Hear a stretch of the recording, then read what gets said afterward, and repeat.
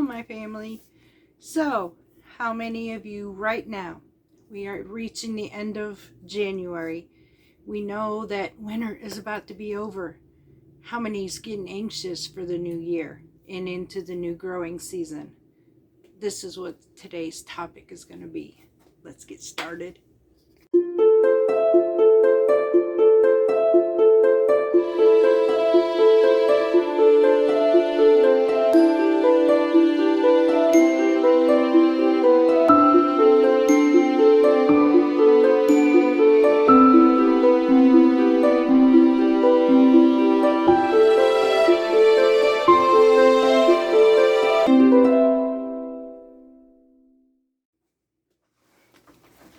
Welcome, my family. So, I am like a lot of you. Here right now, we notice that today, oh my gosh, y'all, not to boast and brag, but this is the reality, and this is what happens to all of us who love to grow our own food or have gardens or whatever, grow flowers. We get this anxiousness about us because we are so ready for winter to be over with that we want to rush right into spring. However, in reality, we know we can't do that, but we're noticing the time is getting longer to before it gets dark. That's the first sign of spring's coming.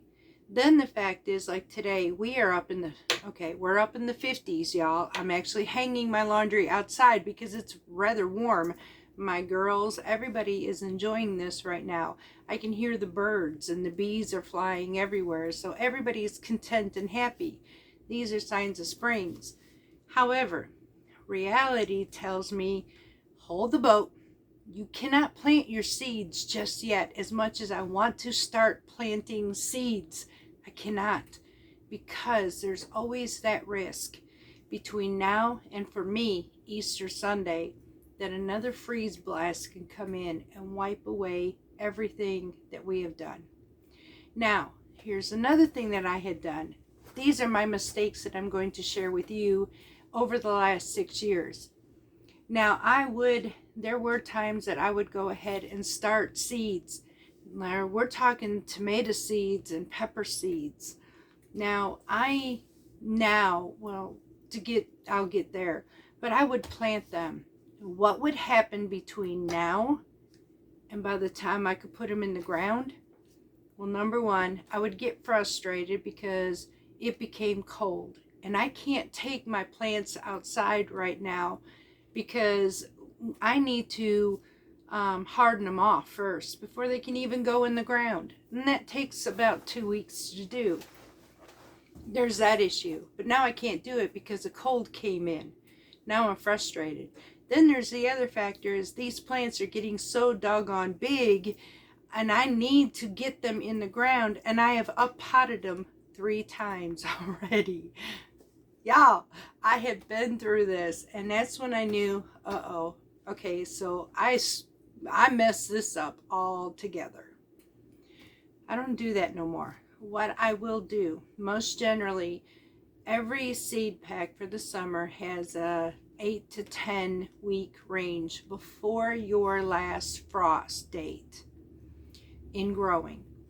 What I will do now, for me, most generally for us, they do say in March, but rule of thumb, which has been proven safe for us here in zone 8, in our area of neck of the woods in Mississippi, if I planted my seeds from Easter, count 8 weeks back, 10 weeks is pushing it a little bit. 8 weeks is safe mode because that leaves me an extra 2 weeks if something comes up that I cannot get them outside.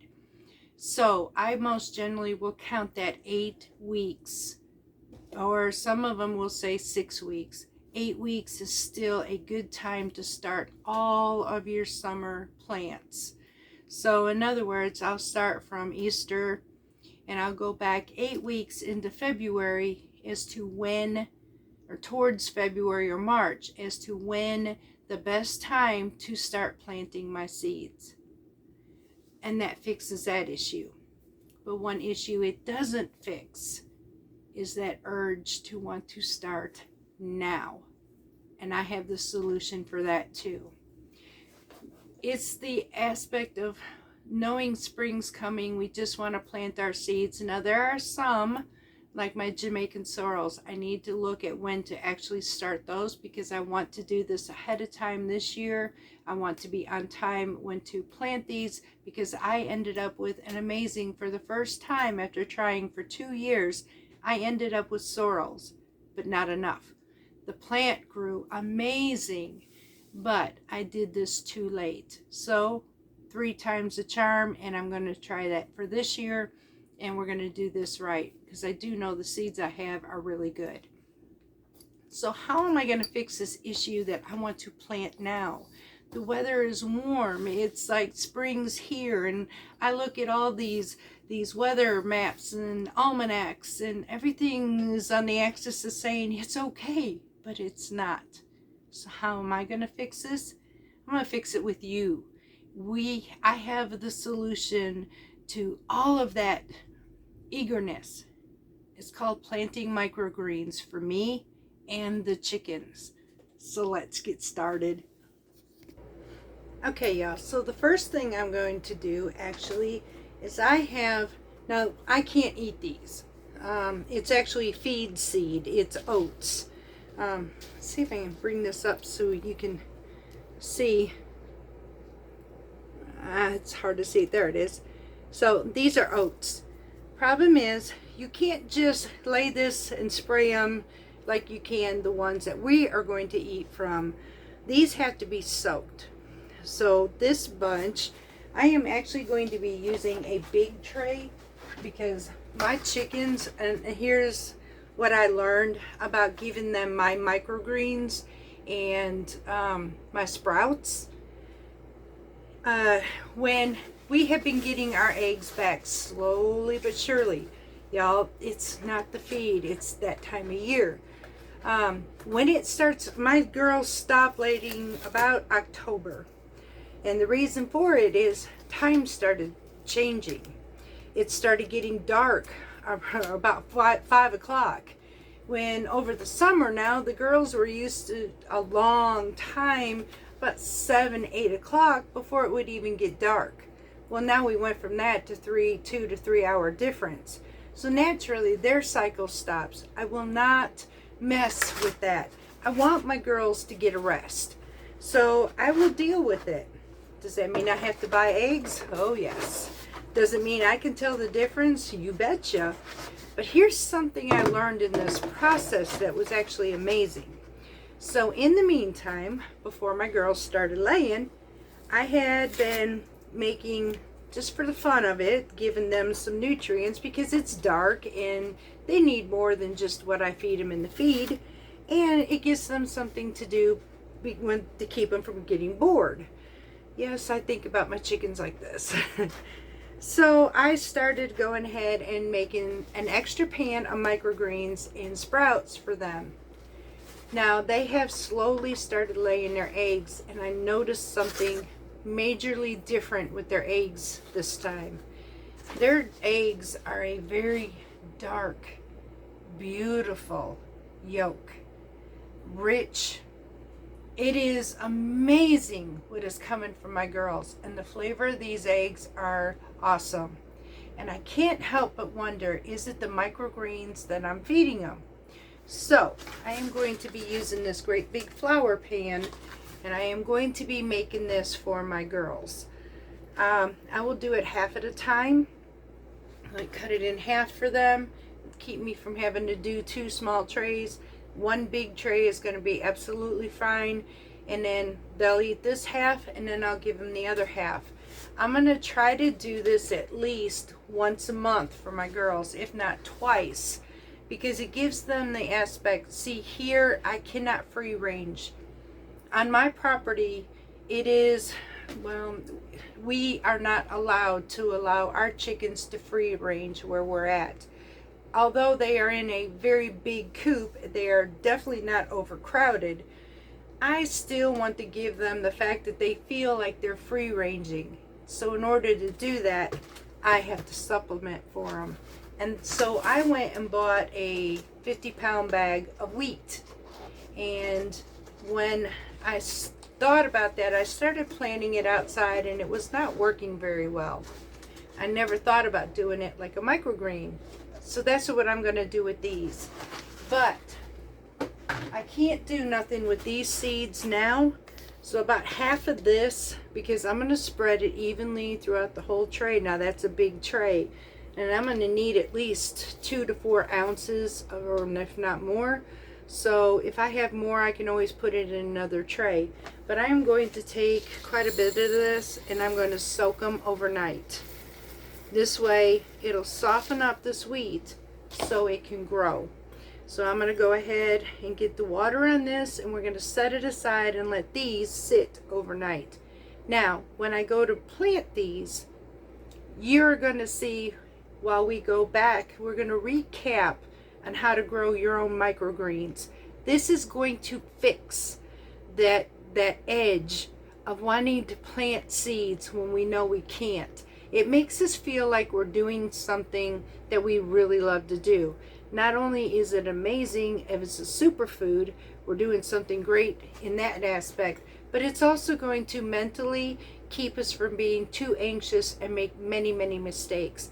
I have seen gardeners over the years make this mistake because they get too anxious, they get too excited, and they want to rush right into spring. And spring will say, guess what? I wasn't done with you yet, when winter says that. And so it will push spring a little further.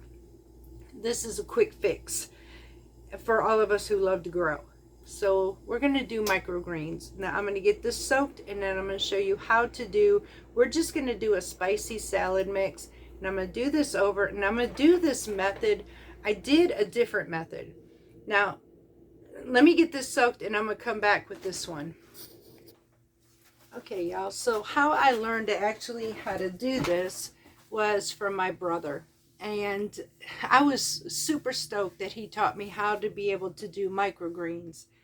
Now, I will say this last time that I grew microgreens, there was one step I actually forgot, because I went through my notes and I forgot to put the weight on top of my microgreens.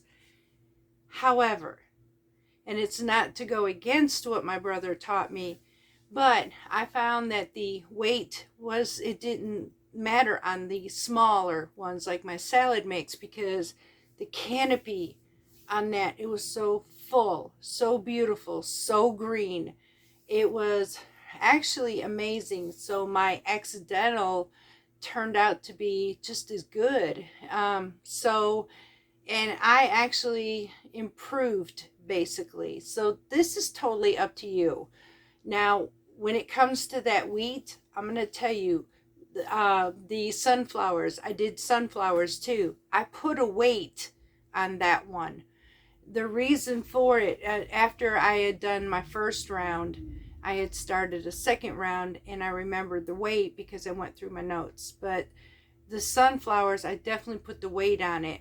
And the reason I do that is because you want your plant strong. When they start lifting this top up, it makes it that much stronger for them. Now these bigger wheat, like the wheat berries, wheat seeds, sunflower seeds, these bigger plants, they need that push down. You want them to go up against it. We're not going to work with any lights. You want them to have strong plants though. And basically this will take about 3 to 4 days depending on the type of microgreen you're going to use. So for instance, if you're going to soak overnight some dried peas, those peas or nostrums may take up to a week before they'll even start to germinate. So it all depends on what you have. But for me and for us today, the microgreens that we're going to use generally take 3 days, and then I'm going to be pulling that top off and putting the light on them. Now on those, I'm going to do this again. I'm going to test out my theory again for my accidental, and I'm going to see if this is going to work again. I am not going to put the weight on those because they are a much lighter plant They're not as thick based as the wheats will be. So, and that wheat will grow super fast. So once I get them planted, it'll be about 3 to 4 days, and I'll be putting them under the light. Once I put them under the light, those things are going to shoot. So, I mean, and then if I had the better grade wheat for me, and I could order that, I could do that. But I will not be eating these. These are from the feed store, and it's mainly for my chickens. So we're going to make stuff for them and us.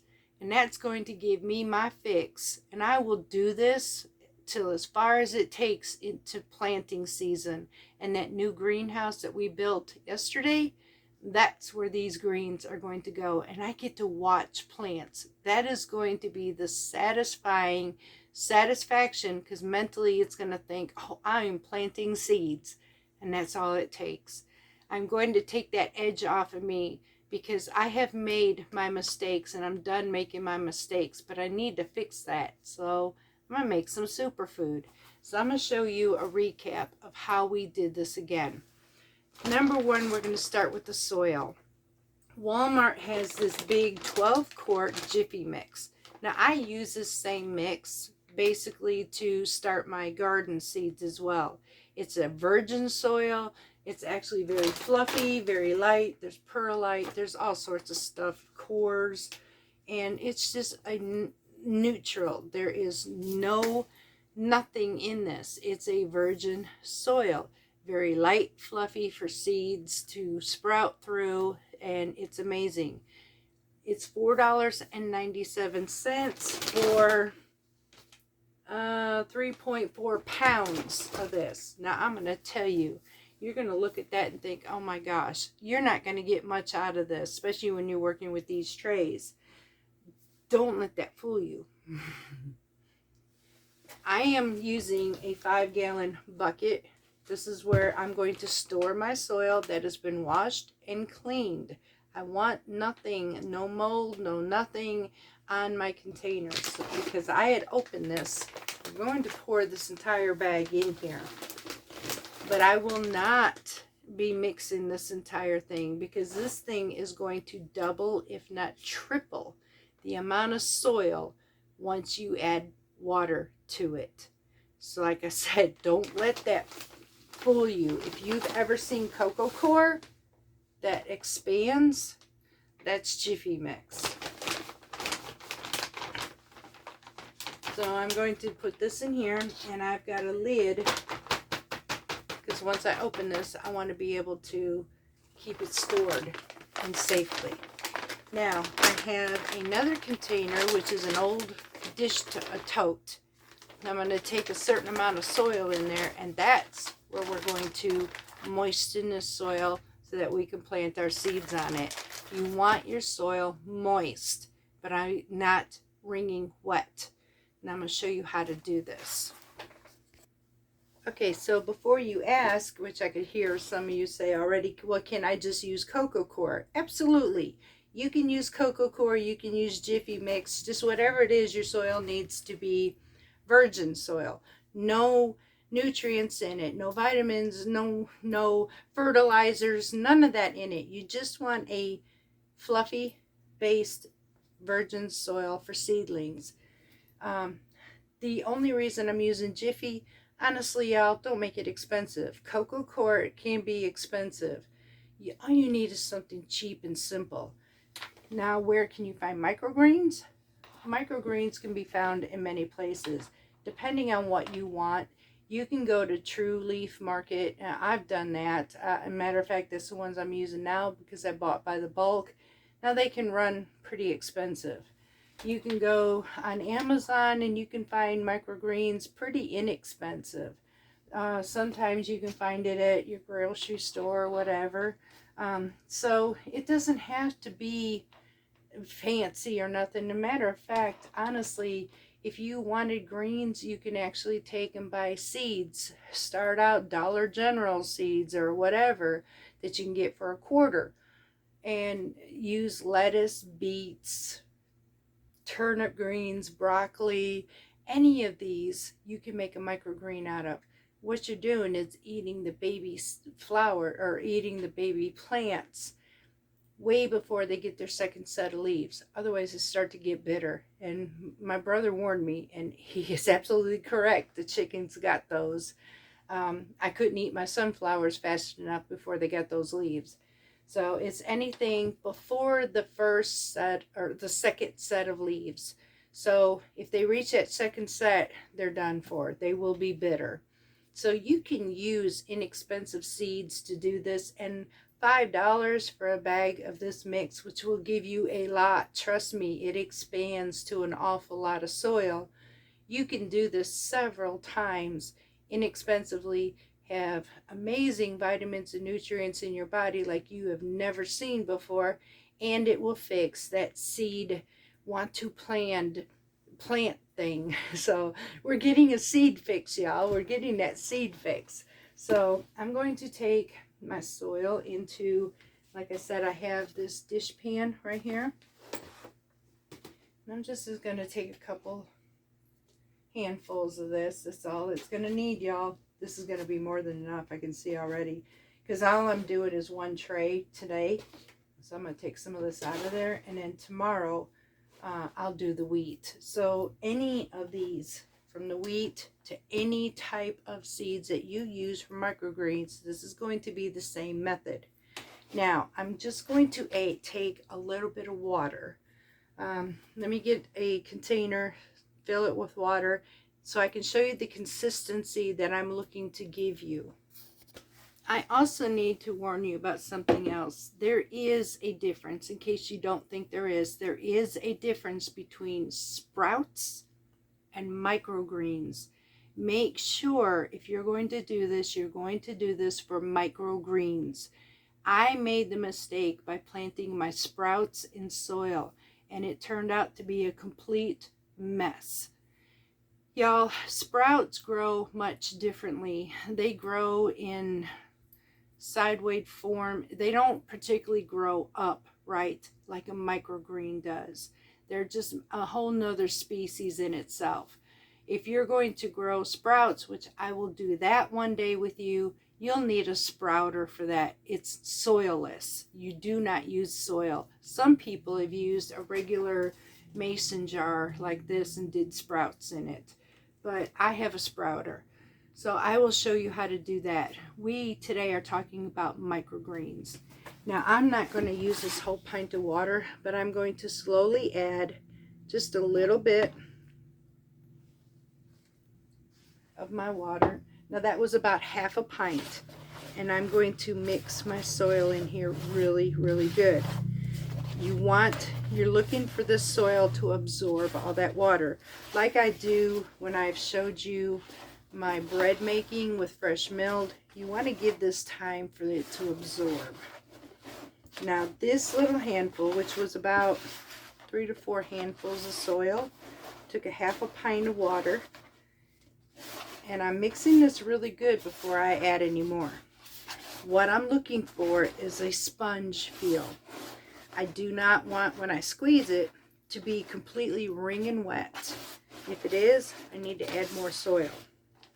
If it's not enough, I need to add more water.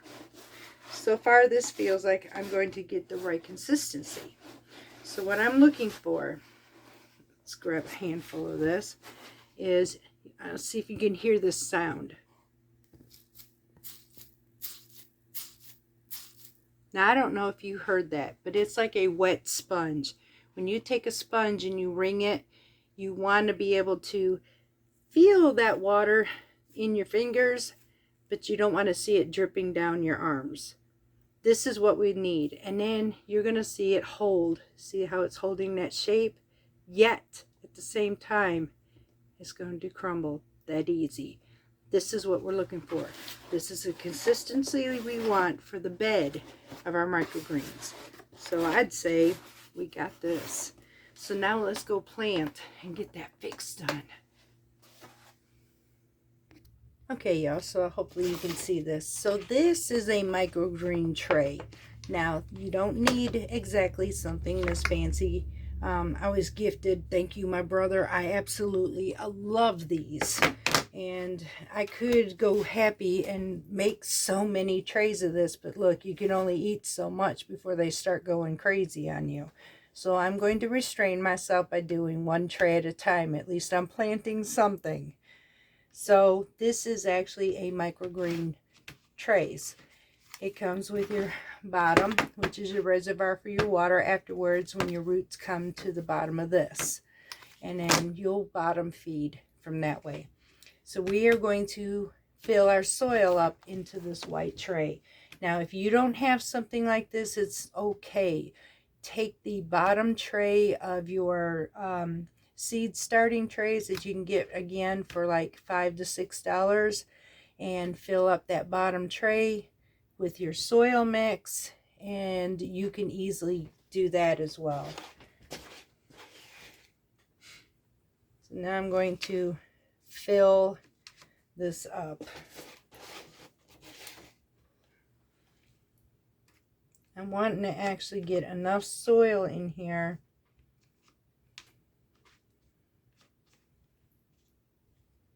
and this is the reason why, if for $5, y'all, I can get a couple bags of these and store them up, because I'm going to do this quite a few times.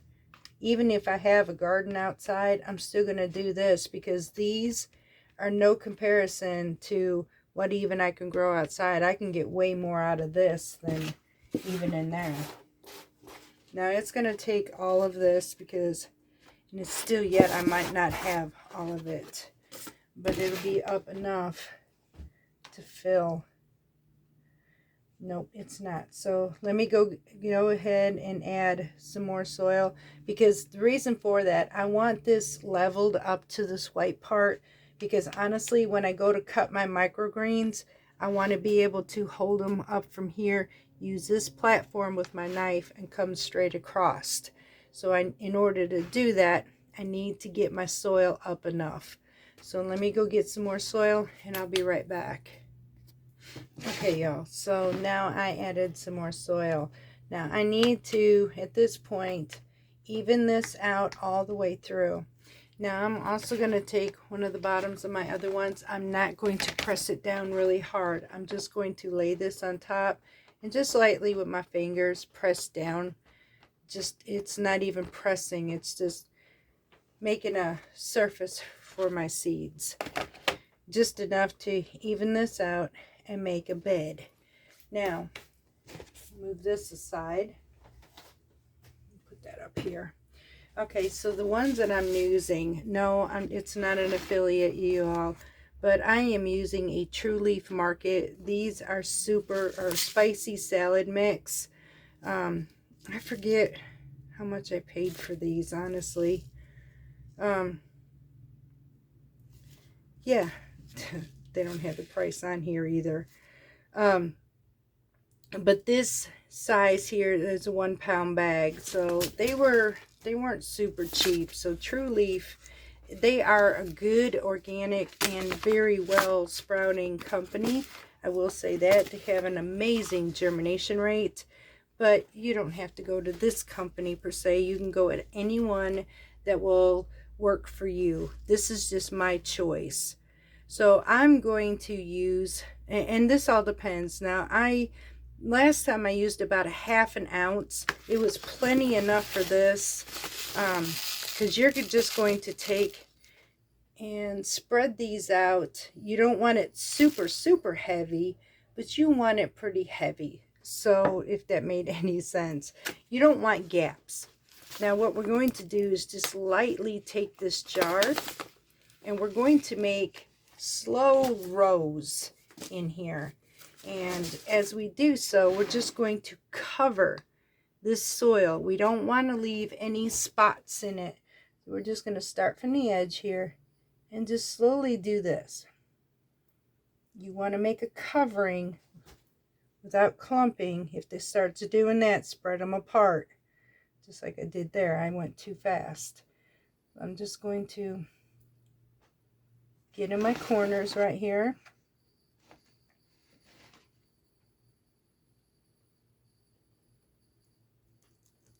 Come all the way through here. Yep. like I said, when you start doing that, just want to make this even.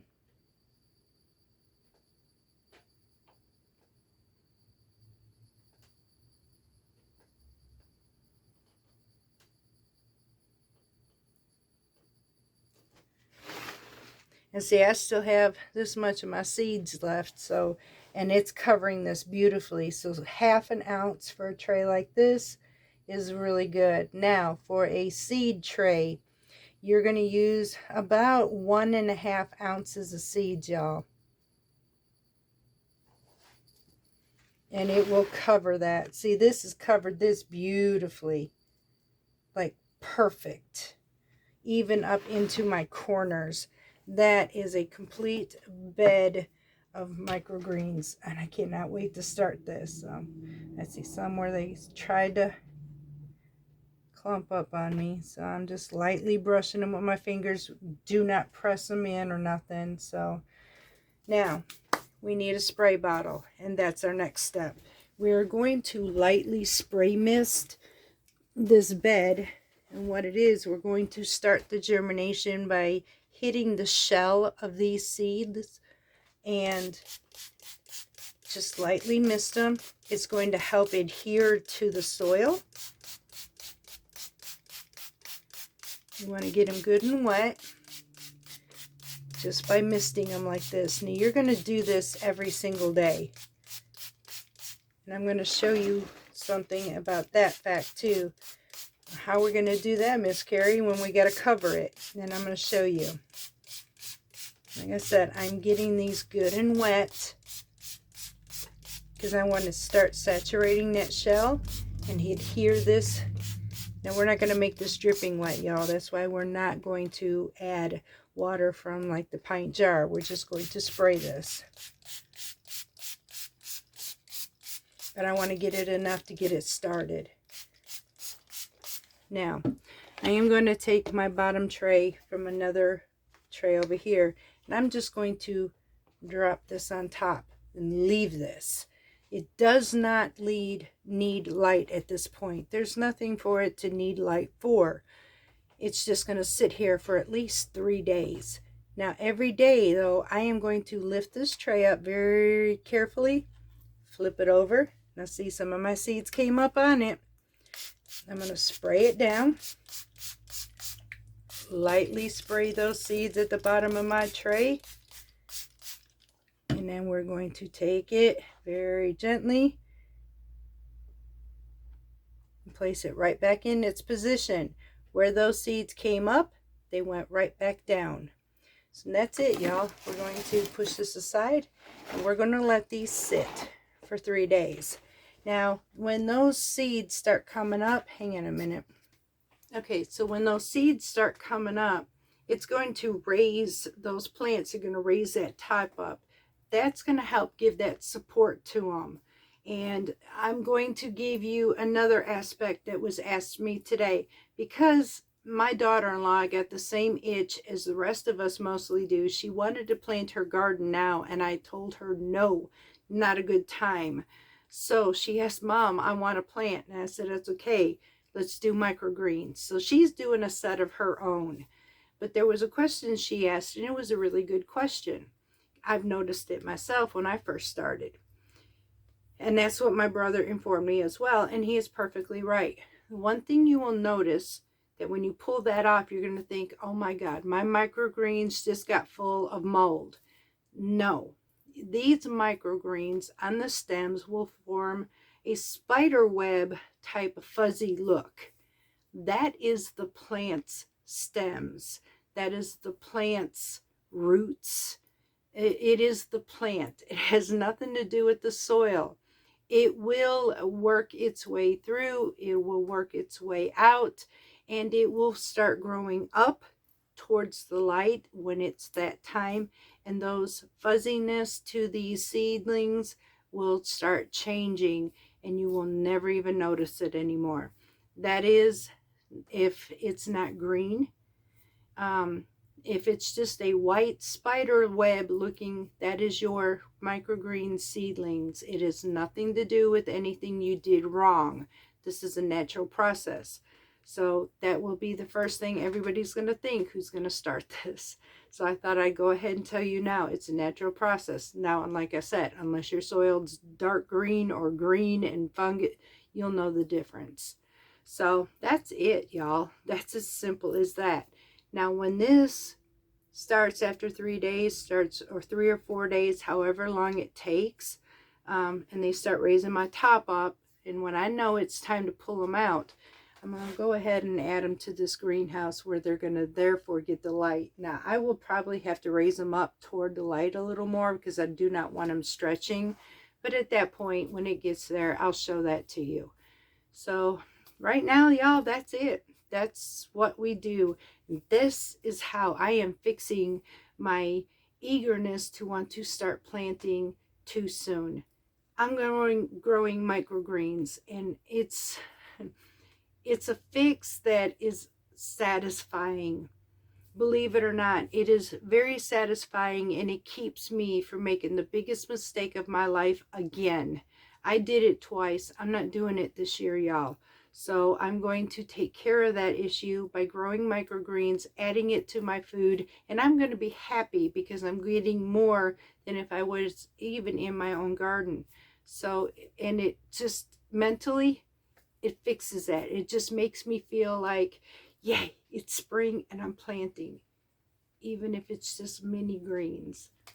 So I'm fixing me and our chickens up this year. So I'm hoping this might help somebody else.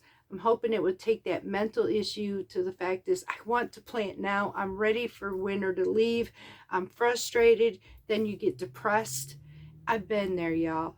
I have been there. And this is how I'm fixing that depression this year. Winter can be brutal on all of us, but there are ways to fix this. And this is my way of showing you, inspiring you to hold off on doing big mistakes, but yet I get what you're going through. So this is a way of doing that. And there is nothing more satisfying because you're still growing something.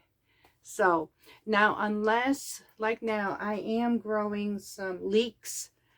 Those are cool weather plants. I am growing lettuce, but even then, they can't handle bitterness or bitter cold. So you can grow those indoors as well.